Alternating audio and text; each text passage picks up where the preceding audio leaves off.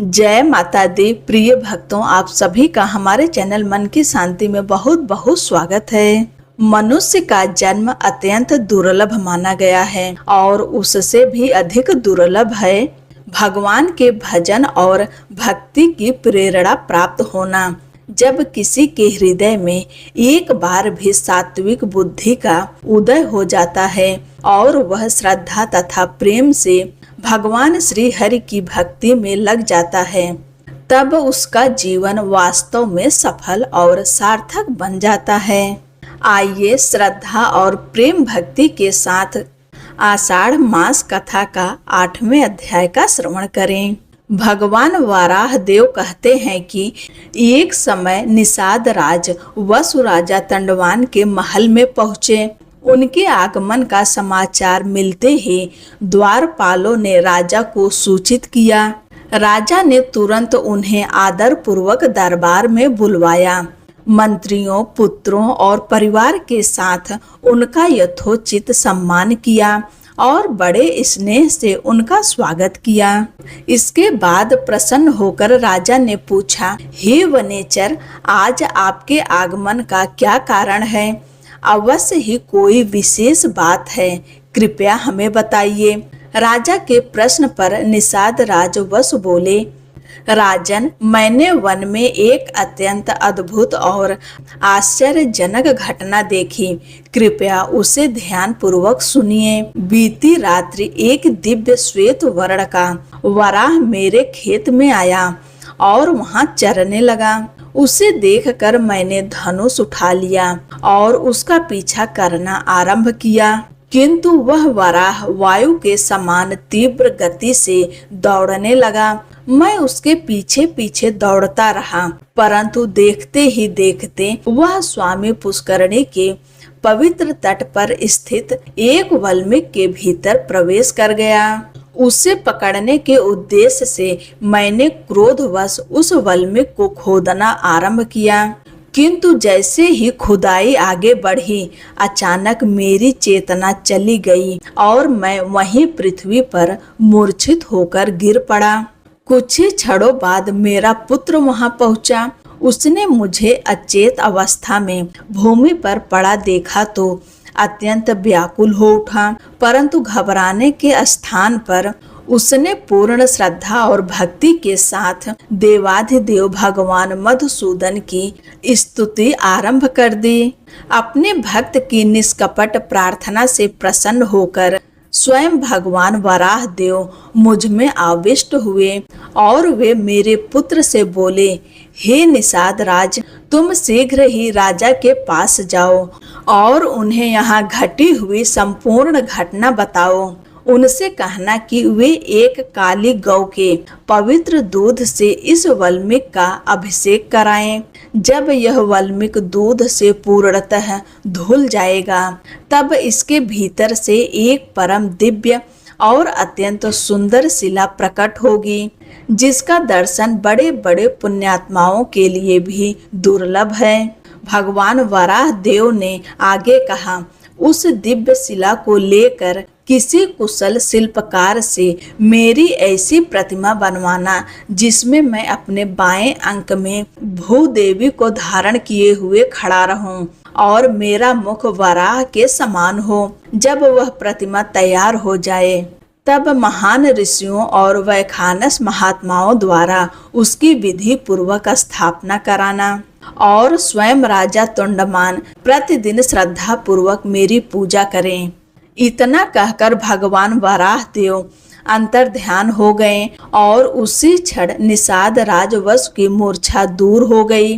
उन्होंने राजा से कहा, महाराज, भगवान ने मुझे केवल इसीलिए आपके पास भेजा है कि मैं आपको उनका दिव्य आदेश सुना सकूं। भगवान का संदेश सुनकर राजा तोंडमान अत्यंत प्रसन्न हुए। उन्हें बड़ा आश्चर्य भी हुआ और उन्होंने तत्काल अपने मंत्रियों के साथ विचार विमर्श करके वेंकटाचल जाने का निश्चय कर लिया। उन्होंने सभी गोपों को बुलाकर आदेश दिया, मेरी जितनी भी काली और कपिला गौएं हैं, उन्हें उनके बछड़ों सहित वेंकटाचल ले चलो। अगले ही दिन यात्रा का निर्णय हुआ। राजा ने प्रजा को विदा किया और अंतःपुर में जाकर अपनी रानियों को भगवान वराह की पूरी कथा सुनाई। उसी रात उन्हें एक अद्भुत स्वप्न हुआ। स्वयं भगवान श्रीनिवास ने उन्हें वाल्मीकि तक जाने का मार्ग दिखाया। इतना ही नहीं, उनके नगर से लेकर उस स्थान तक का पूरा मार्ग कोमल पल्लवों से सुसज्जित दिखाई दिया। प्रातः काल जागने पर राजा ने मंत्रियों, ब्राह्मणों और प्रजा को अपना स्वप्न सुनाया। जब उन्होंने महल के द्वार पर दृष्टि डाली तो आश्चर्यचकित रह गए। स्वप्न में दिखाई देने वाले वे पल्लव वास्तव में भी वहां बिछे हुए थे। शुभ मुहूर्त में राजा घोड़े पर सवार होकर वेंकटाचल पहुँचे और उसी स्थान पर उन्होंने एक सुंदर नगर बसाया। तभी भगवान ने दिव्य संकेत देते हुए कहा, हे राजन, इमली और चंपा ये दोनों वृक्ष मेरे लिए अत्यंत प्रिय हैं। इसलिए राजा, ऋषि, देवता और समस्त मनुष्यों को इन दोनों वृक्षों का सम्मान और संरक्षण करना चाहिए। भगवान के आदेशानुसार राजा ने वहां 4 दीवारी बनवाई और वैखानस ऋषियों से भगवान की नियमित पूजा प्रारंभ करवाई। स्वयं भी वे प्रतिदिन भगवान के दर्शन करते और धर्म पूर्वक राज्य का संचालन करने लगे।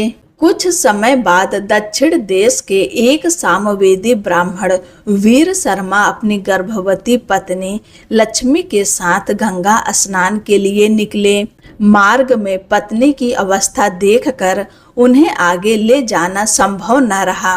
वे राजा तोंडमान के पास पहुँचे और बोले, राजन, जब तक मैं अपनी तीर्थ यात्रा पूर्ण करके लौटूं, तब तक कृपया मेरी धर्म पत्नी की रक्षा कीजिए। राजा ने प्रसन्नता पूर्वक उनकी प्रार्थना स्वीकार कर ली। 6 महीनों के लिए पर्याप्त अन्न और धन देकर अंतःपुर में उनके रहने की व्यवस्था कर दी। वीर शर्मा निश्चिंत होकर प्रयाग, काशी, गया, अयोध्या, बद्रिकाश्रम और शालिग्राम सहित अनेक तीर्थों की यात्रा करते रहे। तीर्थाटन में 2 वर्ष बीत गए।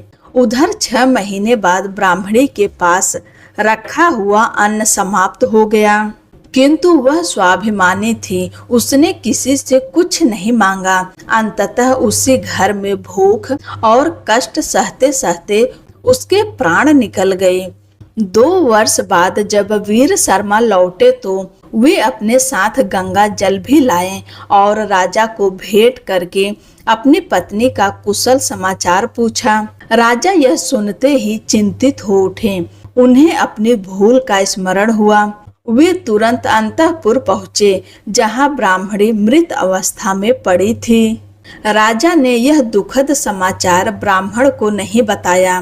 वे सीधे वेंकटाचल जाकर भगवान श्रीनिवास के चरणों में गिर पड़े और भयभीत होकर सारी घटना सुना दी। भगवान ने करुणा पूर्वक कहा, हे राजन, भय मत करो। उस ब्राह्मणी के शरीर को डोली में बैठाकर अपनी रानियों के साथ यहाँ लाओ। मेरे निवास के पूर्व भाग में जो अस्थि सरोवर है, द्वादशी के दिन उसमें उसका स्नान कराना।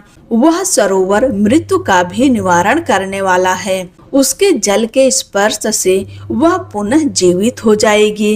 राजा ने वैसा ही किया। रानियों के साथ ब्राह्मणी के शरीर को अस्थि सरोवर में स्नान कराया गया। जैसे ही उसके शरीर पर उस पवित्र जल का स्पर्श हुआ, वह जीवित हो उठी। उसका शरीर पहले जैसा सुंदर और स्वस्थ हो गया।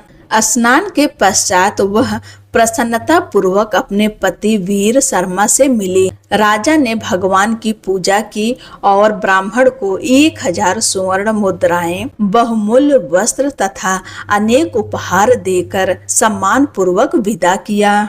ब्राह्मण भगवान वेंकटेश्वर की महिमा सुनकर राजा को आशीर्वाद देते हुए अपने देश लौट गए। इसके बाद राजा तोंडमान प्रतिदिन भगवान श्रीनिवास की सुवर्ण कमलों से पूजा करने लगे।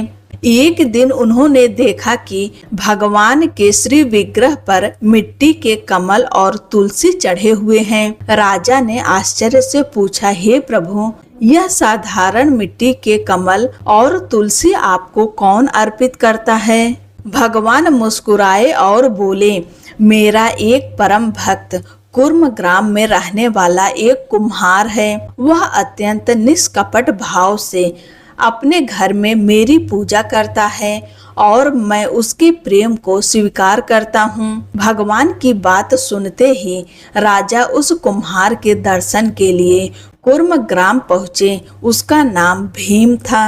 राजा ने पूछा, हे भीम, तुम भगवान की पूजा किस प्रकार करते हो? कुम्हार विनम्रता से बोला, महाराज, मैं तो पूजा की विधि भी नहीं जानता। आपसे किसने कह दिया कि मैं भगवान की पूजा करता हूँ?